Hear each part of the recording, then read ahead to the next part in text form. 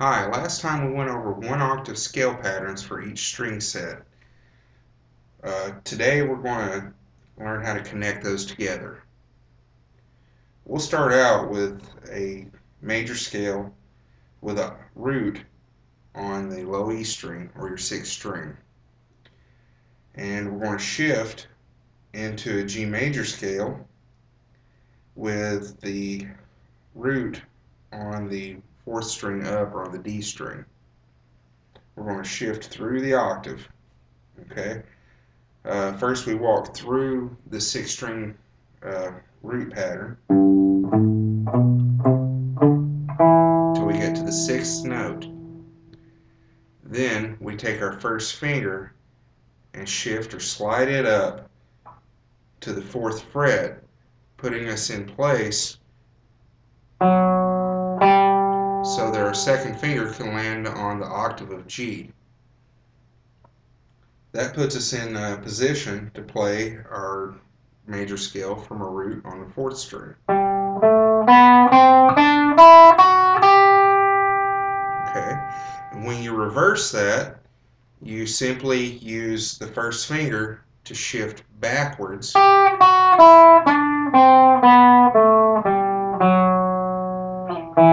in the same place so that your finger always stays in position.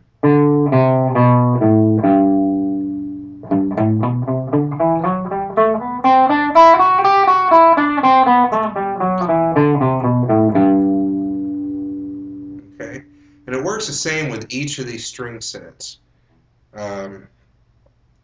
Between the sixth string and the fourth string roots, and the fifth string and the third string root, you simply come to that sixth note of your scale and then shift that first finger up to the seventh note of your scale, and that places your second finger on the octave, and you're ready to start your major scale from that string.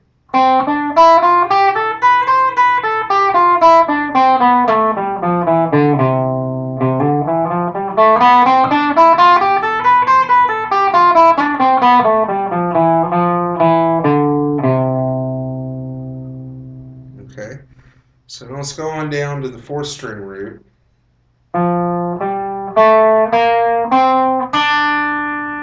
Sixth note.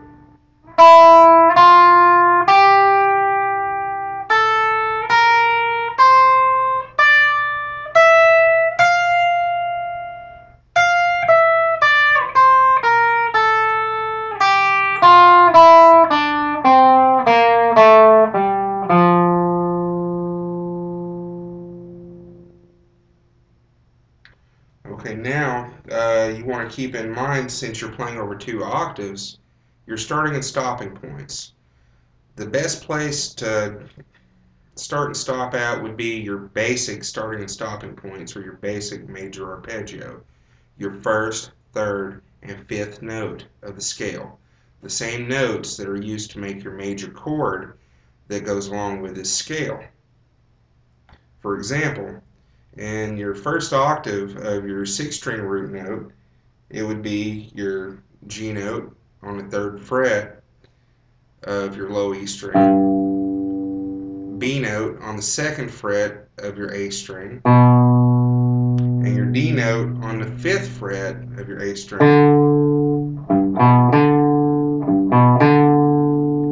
Okay, now there's two ways you can pick this too. At this point you want to start watching your picking.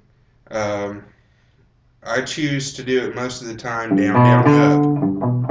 You have to use a little bit of palm muting from your right hand, or left hand, your picking hand,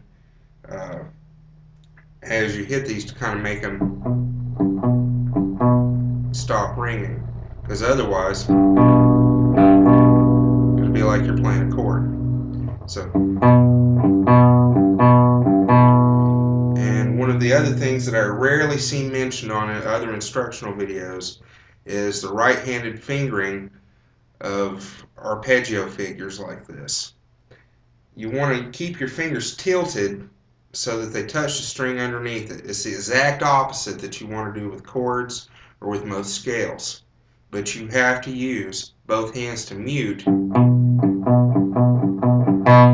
to keep these notes from ringing over top of each other, or to keep open strings from ringing out. So you'll use the pad of your finger to silence the next string down. And the same, I find that it works to fret with the pad of my next finger so that the tip of my finger is still touching the string above it. Okay? Now, if we shift down to the octave, we find that we can do the same thing. So you put it together. 1,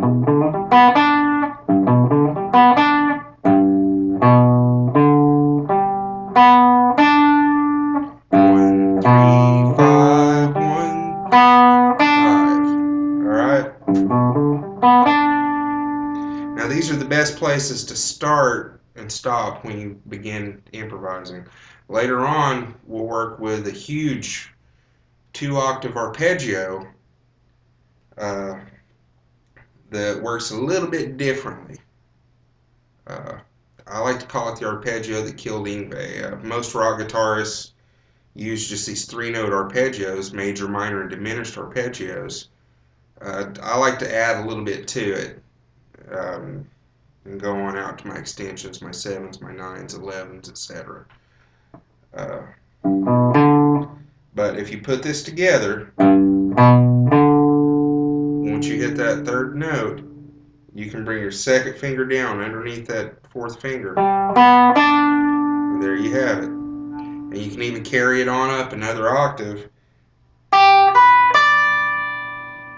going on down with it.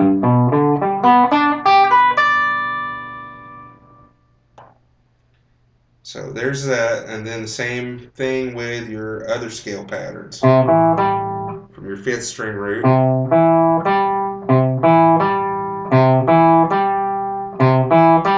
this one has a little bit of a twist to it because you have to utilize what we call a roll, where you have 2 notes that fall on the same fret. You have to roll your finger across.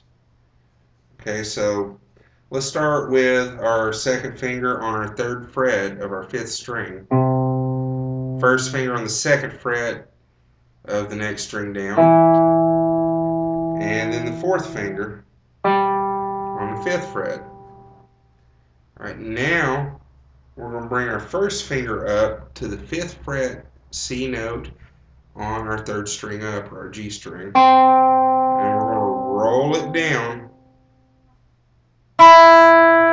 to the 5th fret note, or the E note, on our B string. Then bring our pinky or our 4th finger up and hit the 8th fret note on the B string.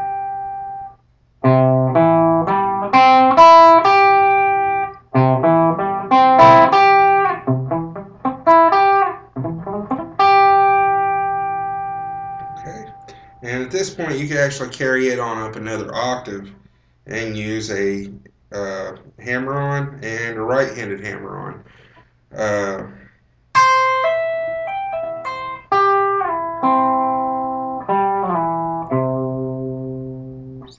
Okay, and the same with the other strings. You simply use the 1st, 3rd, and 5th notes out of your scales for the starting and stopping points.